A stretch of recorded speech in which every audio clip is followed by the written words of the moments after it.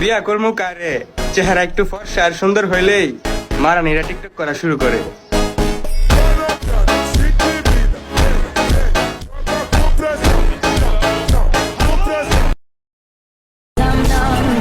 টিকটকের একটা জিনিস আমার খুব ভালো লাগে, যখন আমাদেরকে কেউ ফলো করে আমরা কিন্তু নোটিফিকেশন পাই, আর যখন আনফলো করে চলে যায় আমরা কিন্তু কোনো নোটিফিকেশন পাই না।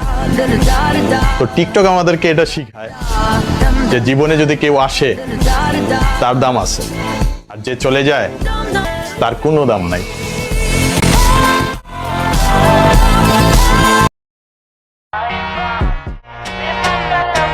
বাপ যদি একটা হয় তাহলে বয়ফ্রেন্ডও একটাই রাখো, ঠিক আছে?